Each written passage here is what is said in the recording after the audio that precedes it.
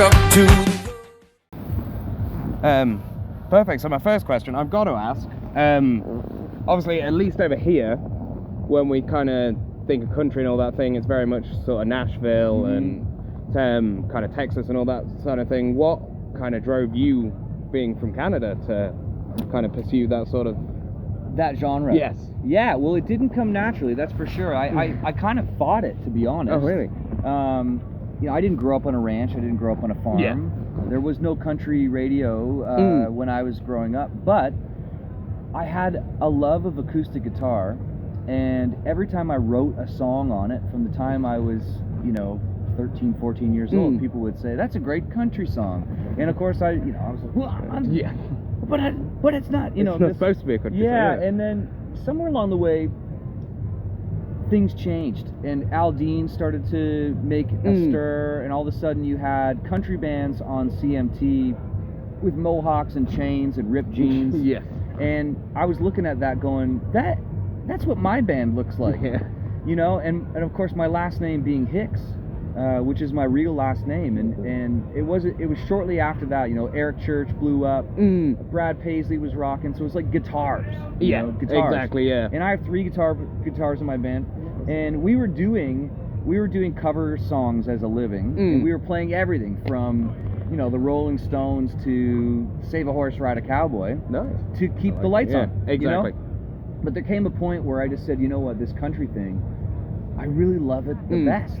And I found that I had way more in common with those guys musically than I did with like Coldplay or with we've got a fella over in Canada named Dallas Green. Oh yeah, City the name and rings a bell actually. Yeah, City and Color, and he's from my town as well. Cool. But I couldn't identify with that kind of music. So once I just said to my band one night, I was like, we're doing country full time, and they were like, you are crazy.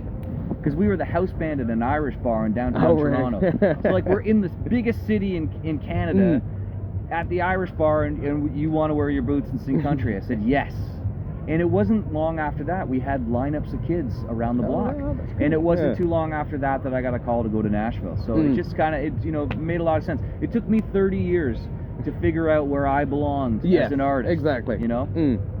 Yeah, I mean, it's still, the Canadian scene seems to be great again as well at the minute, yeah. Yeah, man, we've got our own thing going on up there.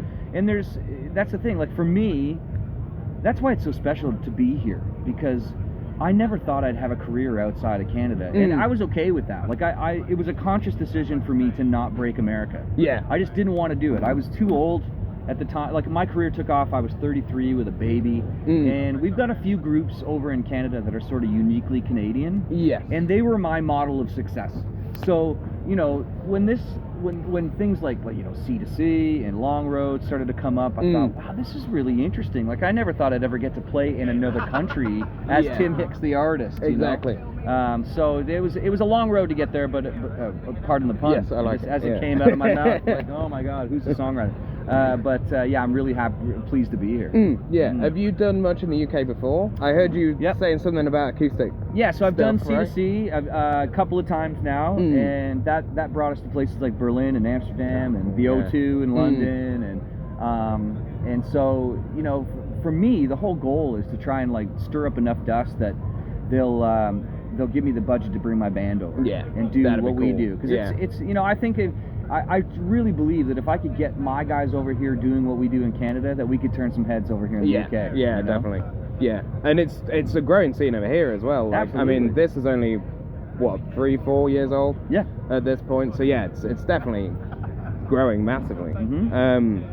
Would you say it's a different feel over here than the scene in terms of back in Canada? I mean, you definitely get a sense that it's a growing genre right now, which is really exciting to sort of be at the spear tip of that. Yes. And I mean, it's super interesting to see another culture embrace country music. And so like I know there are some uniquely like United Kingdom bands and acts that are a part of this. So I'm looking forward to kind of seeing what they've got going on, and how we're similar. Because Canada and the UK, I mean, we're very connected. Yes. Yeah. And so you recently put out the second volume of Campfire Troubadour. Yeah. Yes.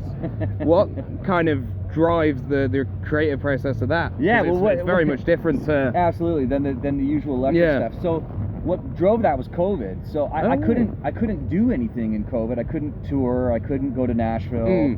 But I could write songs in my studio. Yeah. And I had lots of songs kicking around. And one of our hacks, life hacks during COVID to kind of preserve our mental sanity was to light fires in the backyard and have a couple of neighbors over with some beers, and we could be distanced and outdoors, and it was very safe and acceptable. And of course the guitars would come out. And we always knew that I was going to do an acoustic thing at some point, because I've always done acoustic gigs. In Canada, if you want to survive as a musician, you do everything. And so like Tuesday, Wednesday, Thursdays, for the first 18 years of my career, I was playing by myself in a pub, taking requests, that kind of thing. And so, but by the weekend I was picking up the band. So there was always this kind of dichotomy in my career and who I was. But when the campfire thing was happening during COVID, I called up my producer, Jeff Copeland, in Nashville, and I was like, dude, I think it's time to do the acoustic record, and I think it should be a campfire album. We could make it thematic. Exactly. And he was like, I think that's a great idea. And I said, I can record my stuff here. I'll send it to you on the internet, and you can add your stuff and mix it and do all that. And so really that was why we did it, was because it was the only thing we could do at the time. Exactly. And then we got a Juno nomination for it, so like the Canadian Grammys. Yes. So it was mind-boggling. Like this little EP that I recorded in my basement, all of a sudden gets this spotlight shone on it. And so my team came to me and asked me, if I had enough songs to do a second volume. And of course we wrote some, but the kind of pleasure about Campfire Troubadour for me is that I'm able to find homes for songs that I wouldn't normally get to cut. Yes, exactly. Yeah, and so that's how you get a song like Portal Backyard. Like I would never cut a song like that on a Tim Hicks record. Yeah. But for Campfire Troubadour, it makes total sense.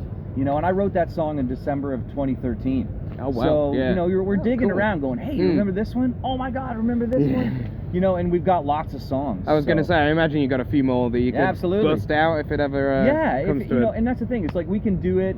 We don't need a budget for it. I can just record songs and send them to my buddy, and then so as long as people are digging it, I think we'll keep putting these things out on the side. It's kind of like a side gig. Yeah, exactly. Yeah. Were we going to be hearing any tonight? Or? Yeah, Cool. absolutely. So there's at least 2 songs from Troubadour in the set. That I have right now. But I kind of keep it loose. Like I like to sort of vibe out the audience and see what people are digging. Yeah, exactly. And I'll change it in the moment. But I also get to play harmonica on those songs, so it's kind of a novelty for me. Harmonica's always cool live. Yeah. And you've just put out, well, within the last couple of months, right, a new single? Yeah.